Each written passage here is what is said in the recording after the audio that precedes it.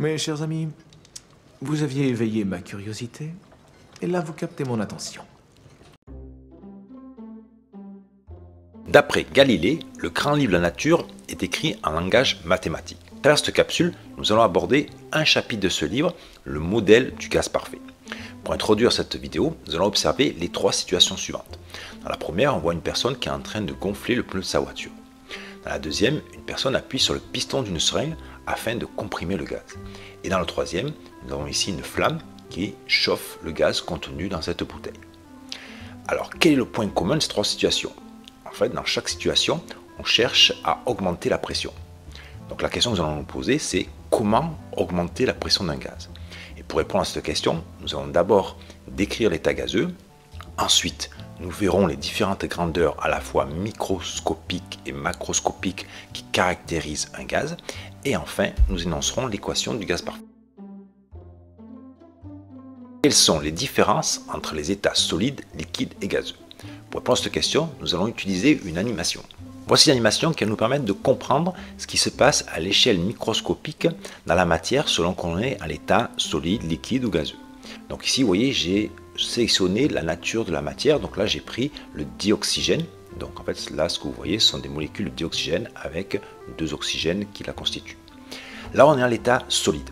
Donc vous voyez que chaque molécule a une place. Elles sont bien rangées, elles sont liées entre elles et à part un mouvement vibratoire, elles ne peuvent pas se détacher de l'ensemble.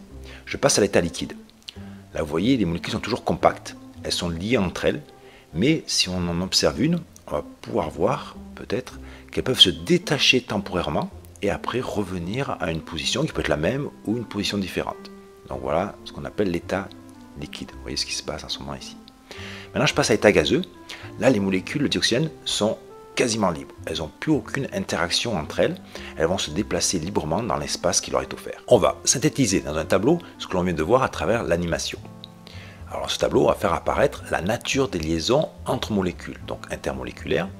Ensuite, on va faire apparaître les caractéristiques microscopiques qui vont en découler. Et enfin, les caractéristiques macroscopiques. Alors, commençons par l'état solide. À l'état solide, les liaisons vont être fortes et permanentes. Ainsi, les molécules vont être figées. La conséquence à l'échelle macroscopique, c'est qu'on aura un volume et une forme constants. Donc là, je vous fais apparaître un glaçon d'eau solide. Donc. À l'état solide, là, les liaisons vont toujours être fortes mais non permanentes, ce qui va donner aux molécules une mobilité relative.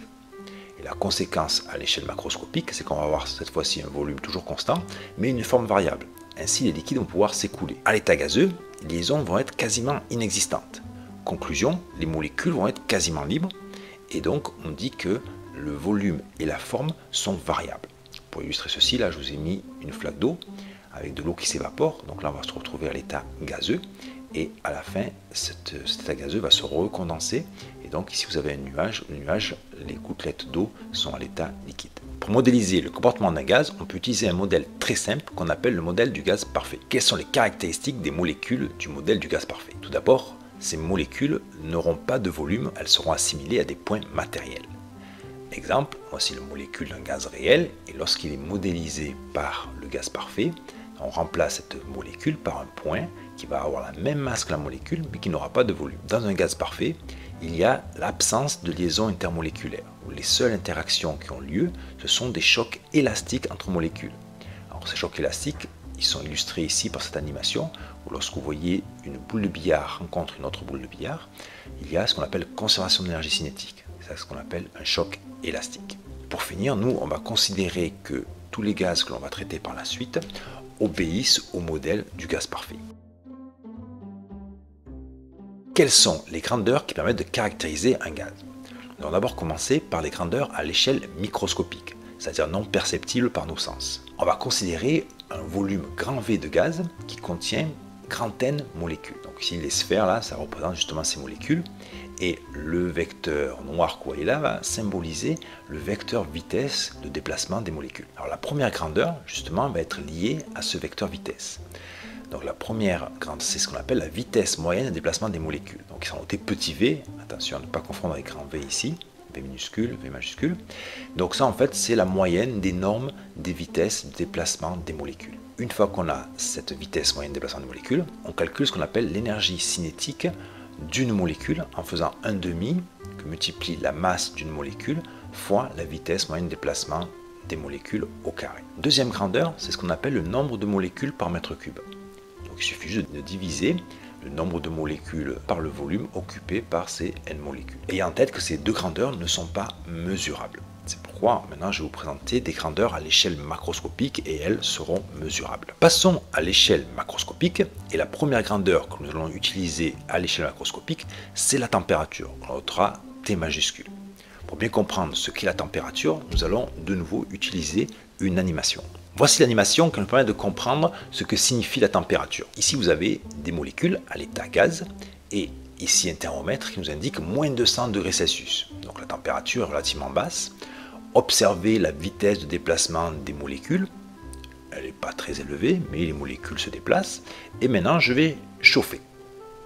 Donc regardez ce qui se passe, en fait, le fait de chauffer, donc vous voyez que la température est en train d'augmenter, là je suis quasiment à moins 70, là j'ai passé 0, et là donc je suis à peu près à 100 degrés Celsius, et qu'est-ce que vous avez constaté?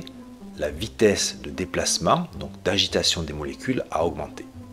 Conclusion, la température en fait est une mesure à l'échelle macroscopique de cette agitation, donc de cette énergie cinétique moyenne de déplacement des molécules. Pour être plus rigoureux, ce qu'on peut dire, c'est que la température est proportionnelle à l'énergie cinétique moyenne des molécules, donc la grandeur qu'on avait définie juste avant. Dit autrement, plus l'agitation des molécules est importante, plus la température est grande. Alors avec quelle unité est-ce qu'on exprime la température? Vous avez vu dans l'animation, j'ai utilisé le degré Celsius, mais l'unité légale en physique, c'est le Kelvin, que l'on note K majuscule. À quoi correspond le T égale à 0 Kelvin?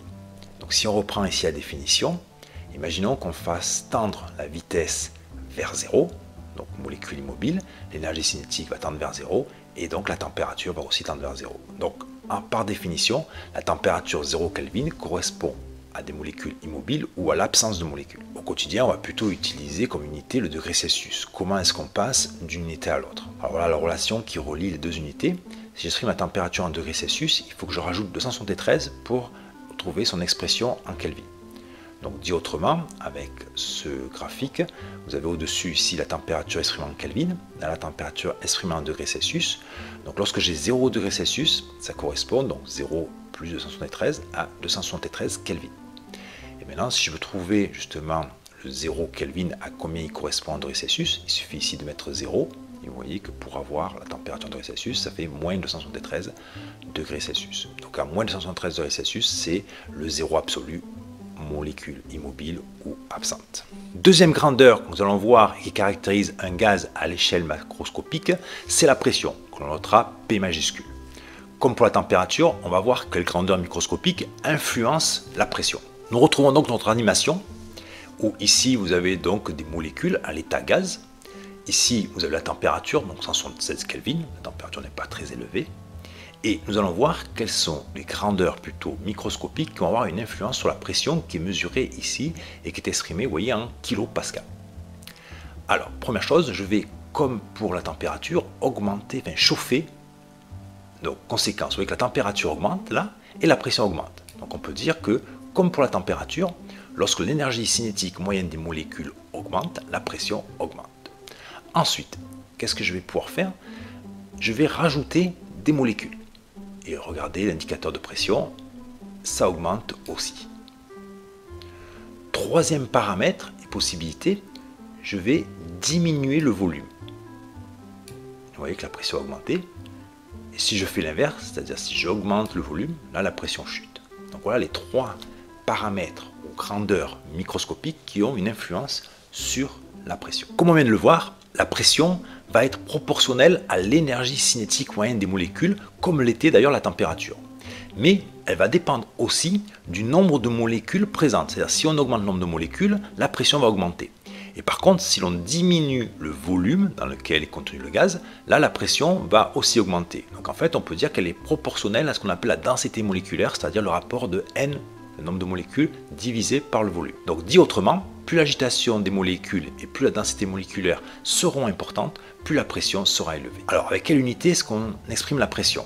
Dans le système international, on utilise le Pascal avec le symbole P majuscule A minuscule. Ce qu'il faut savoir, c'est que dans le langage de tous les jours, au quotidien, on va plutôt utiliser le bar, le symbole BAR.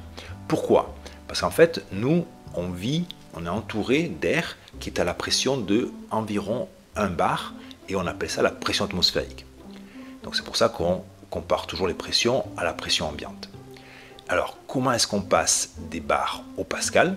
1 bar, c'est 100 000 pascal, 10 puissance 5 pascal. Ensuite, deuxième petite difficulté, il faut savoir que quand on mesure une pression avec des capteurs, ils vont non pas nous indiquer la pression que l'on vient de définir, mais ce qu'on appelle la pression relative. Voilà la formule qui nous permet de passer de la pression que l'on vient de définir ici à la pression relative mesurée par les capteurs de pression. Voilà.